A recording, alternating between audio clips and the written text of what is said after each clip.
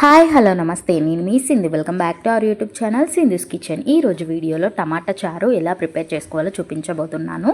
టేస్టీగా ఉండడానికి ఇందులో ఒక టిప్ కూడా చెప్పబోతున్నాను. సో వీడియోని ఎండ్ వరకు చూడండి. ముందుగా వీడియోకి ఒక చిన్న లైక్ అయితే చేయండి. నేను ఇక్కడ 4 మీడియం సైజ్ టమాటాలని అలాగే చింతపండు వేసి ఉడికించి పెట్టుకున్నాను. ఇక్కడ టమాటాల పైన పొట్టు సపరేట్ అయ్యేంత వరకు ఉడికితే సరిపోతుంది, మరీ ఎక్కువగా అవసరం లేదు. అది చల్లారిన తర్వాత మనం ఇలా ప్రెస్ చేసామనుకోండి, దాంట్లో నుండి రసం అనేది ఈజీగా వస్తుందన్నమాట. ఇప్పుడు ఒక గిన్నె పెట్టుకొని దాంట్లో 2 పావుల నూనె పోసాను. అది కొంచెం హీట్ అయిన తర్వాత ఆవాలు జీలకర్ర కట్ చేసి పెట్టుకున్న 3 పచ్చిమిర్చి అలాగే ఒక మీడియం సైజ్ ఉల్లిపాయను పొడుగ్గా కట్ చేసుకొని వాటిని ఇందులో వేసుకున్నాను.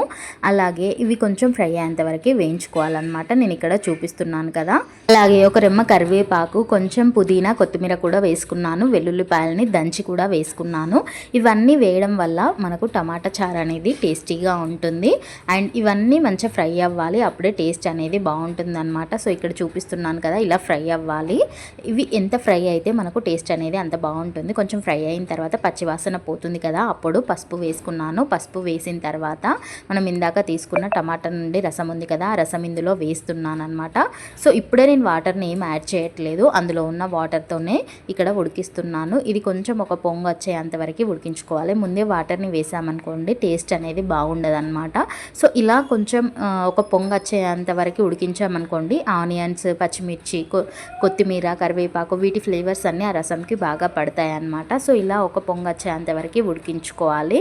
చూసారు కదా, ఇలా ఒక పొంగు వస్తే సరిపోతుంది. ఇప్పుడు దీంట్లో 2 గ్లాసుల వరకు వాటర్ని పోస్తున్నాను. పెద్ద గ్లాస్ ఉంటుంది కదా, ఆ గ్లాస్తోని పోసాను. అది ఉడికిన తర్వాత దీంట్లో 1 టీ స్పూన్ వరకు కారము అలాగే సాల్ట్ను టేస్ట్కి తగ్గట్టు వేసుకుంటున్నాను. ఉప్పు కారం అనేది చూసుకొని వేసుకోండి, మరీ ఎక్కువ వేసుకుంటే టేస్ట్ బాగుండదు. సో ఇవి వేసిన తర్వాత మళ్ళీ ఉడకాలన్నమాట. సో ఇలా పొంగు వస్తుంది కదా, ఆ పొంగు వచ్చేంత వరకు ఉడికించుకోవాలి. ఈలోపు నేను ఒక చిన్న బౌల్లో శనగపిండి తీసుకున్నాను. శనగపిండిలో కొంచెం వాటర్ని యాడ్ చేసుకొని ఇలా లంప్స్ ఏం లేకుండా ఇలా కలిపి పెట్టుకుంటున్నాను. ఈ శనగపిండి వాటర్ పోయడం వల్ల టమాటా చారు అనేది టేస్టీగా ఉంటుంది అండ్ కొంచెం తిక్కుగా కూడా అవుతుంది అనమాట. మరీ ఎక్కువ శనగపిండి వేస్తే అది బాగా తిక్కుగా అయిపోతుంది. అందుకని 1 టీ స్పూన్ వరకే శనగపిండి తీసుకున్నాను. మీకు ఒకవేళ నచ్చకపోతే స్కిప్ చేసుకోవచ్చు. కాకపోతే ఈ శనగపిండి వేయడం వల్ల టమాటా చారు అనేది టేస్ట్ బాగుంటుంది అండ్ తిక్కుగా కూడా ఉంటుంది. ఇదేనండి నేను చెప్పాల్సిన టిప్. అండ్ ఇలా శనగపిండి వేసిన తర్వాత మళ్ళీ ఒక పొంగు వస్తుంది కదా, ఆ తర్వాత కొంచెం 1/2 టీ స్పూన్ వరకు మిరియాల పొడి వేసాను. ఆ తర్వాత కొత్తిమీర వేసి సర్వ్ చేసుకుంటే సరిపోతుంది. అంతేనండి, ఎంతో టేస్టీగా ఉండే టమాటా చారు సింపుల్గా 10 మినిట్స్లో ప్రిపేర్ చేసుకోవచ్చు. వీడియో నచ్చితే లైక్ చేయండి, షేర్ చేయండి. మరిన్ని వీడియోస్ కోసం సబ్స్క్రైబ్ చేయండి.